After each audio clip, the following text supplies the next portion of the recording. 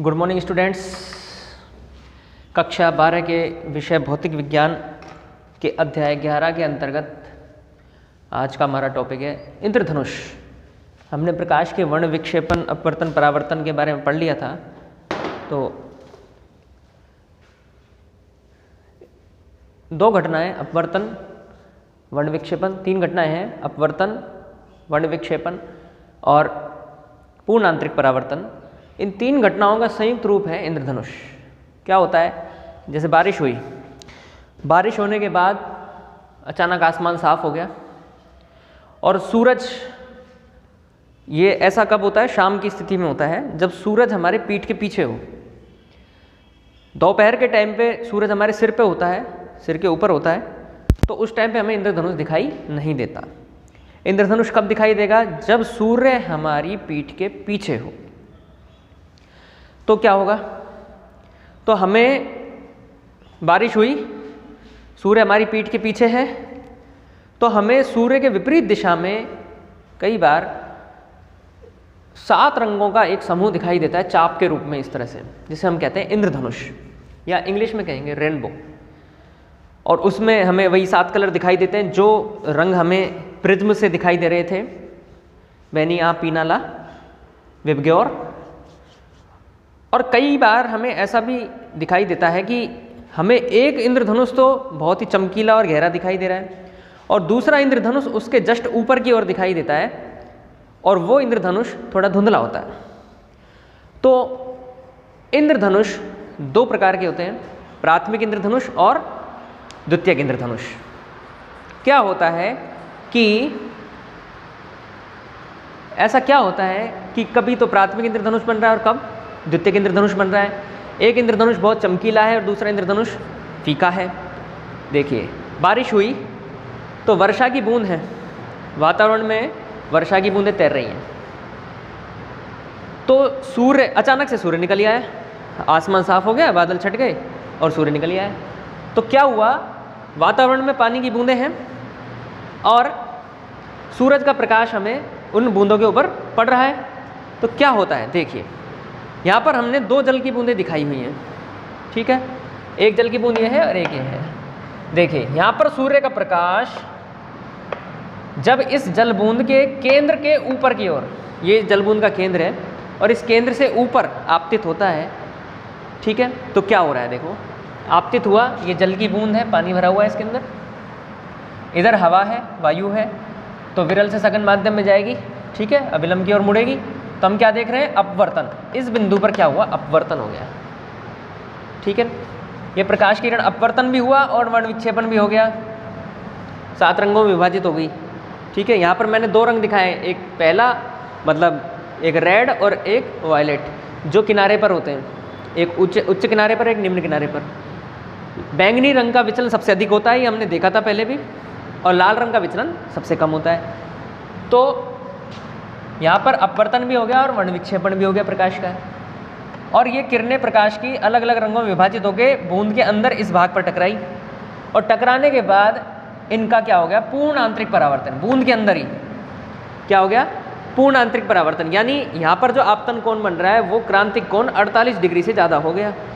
तो उससे क्या हुआ, इन बूंदों को क्या हो गया, पूर्ण आंतरिक परावर्तन, और पूर्ण आंतरिक परावर्तन होकर वापस यहाँ पहुँची ये किरणें अलग अलग रंगों वाली, और यहाँ पर एक बार इनका पुनः अपवर्तन हुआ। अपवर्तन होगा क्योंकि अंदर पानी है और बाहर वायु है, एक बार पुनः अपवर्तन होगा। तो हम क्या देख रहे हैं कि इस स्थिति में 2 बार अपवर्तन हो रहा है एक प्रकाश की किरण का। जैसे मान लो हमने रंग ले लिया लाल, रेड कलर ले लिया, तो हम यहाँ क्या देख रहे हैं कि रेड कलर का 2 बार तो अपवर्तन हुआ और 1 बार पूर्ण आंतरिक परावर्तन हुआ। ऐसे ही बैंगनी रंग का 2 बार तो अपवर्तन हुआ और 1 बार पूर्ण आंतरिक परावर्तन हुआ, ठीक है। ध्यान रखना है, सूर्य के प्रकाश की किरण जल जो बूंद है उसके केंद्र से ऊपर आपतित हो रही है, ऊपर। तो ऐसी स्थिति में क्या होता है कि जब ये अलग अलग रंगों की प्रकाश की किरणें बाहर निकलती हैं तो हम क्या देखते हैं कि लाल रंग की किरण 42 डिग्री के कोण पर और बैंगनी रंग की किरण 40 डिग्री के कोण पर बाहर निकलती है। और यहाँ प्रेक्षक जो इसको देख रहा है, उसके, ठीक है, उसके आँख पर कितना 2 डिग्री का अंतर है, कितना 42 और 40, 2 डिग्री का दर्शन कोण ये बनाती हैं। यानी लाल और बैंगनी रंग जो कि प्रकाश की किरणें जो प्रेक्षक की आंखों पर पहुंच रही हैं वो कितने रंग का कोण बना रही हैं, कितने डिग्री का कोण बना रही हैं, दोनों के बीच में कितना अंतर है, 2 डिग्री का। लाल रंग 42 पर और बैंगनी रंग 40 पर आपतित हो रहा है, तो दोनों के बीच में कितना अंतर दिखेगा, 2 डिग्री का। और बाकी सारे जो कलर हैं, 5 कलर जो बचेंगे वो इस 2 डिग्री के भीतर ही दिखाई देंगे उनको, क्योंकि दोनों रंग किनारे पर होते हैं। तो हम क्या देख रहे हैं कि इस स्थिति में लाल कलर 42 पर है और बैंगनी रंग जो है वो 40 पर है। तो बाहर की ओर कौन सा कलर दिखाई देगा, लाल।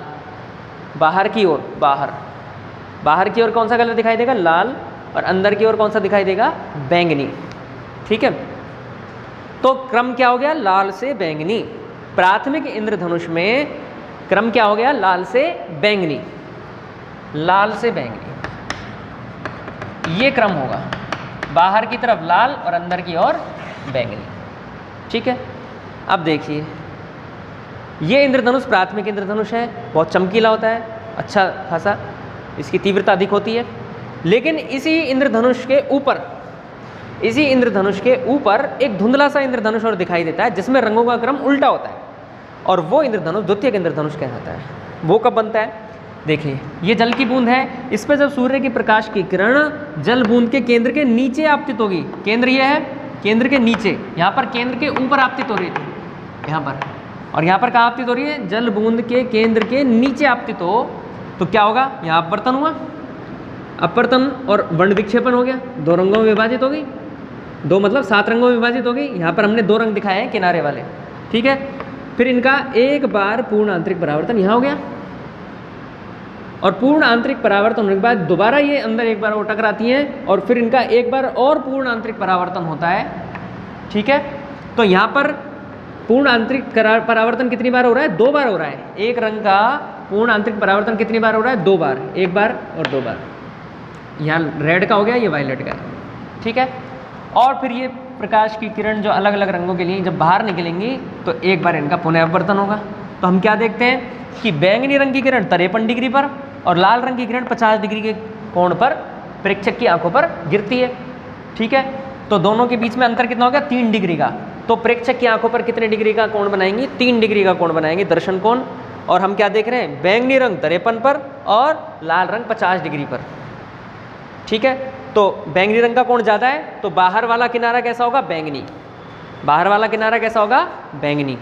और अंदर वाला किनारा कैसा होगा, लाल होगा। बाहर का बैंगनी और अंदर लाल, ये क्रम होगा उल्टा, या लाल से बैंगनी और ये बैंगनी से लाल। और ये इंद्रधनुष प्राथमिक इंद्रधनुष के ऊपर होता है, और ये इंद्रधनुष प्राथमिक इंद्रधनुष की तुलना में इसकी तीव्रता फीकी होती है, कम होती है, धुंधला होता है। क्यों होता है, देखो प्राथमिक इंद्रधनुष में 2 बार अपवर्तन और 1 बार पूर्ण आंतरिक परावर्तन हो रहा है, जबकि यहाँ पर द्वितीयक इंद्रधनुष में 2 बार अपवर्तन और 2 बार ही पूर्ण आंतरिक परावर्तन हो रहा है। तो प्रकाश की किरण का 2 बार पूर्ण आंतरिक परावर्तन होने के कारण प्रकाश की किरण का अवशोषण होता है यहाँ पर ज़्यादा, यहाँ पर कम अवशोषण होता है, यहाँ पर ज़्यादा अवशोषण होता है। अब प्रकाश की किरण की तीव्रता का अवशोषण हो जाएगा थोड़ा सा, तो उसकी तीव्रता घट जाएगी, इसलिए ये थोड़ा सा धुंधला दिखाई देता है, फीका दिखाई देता है।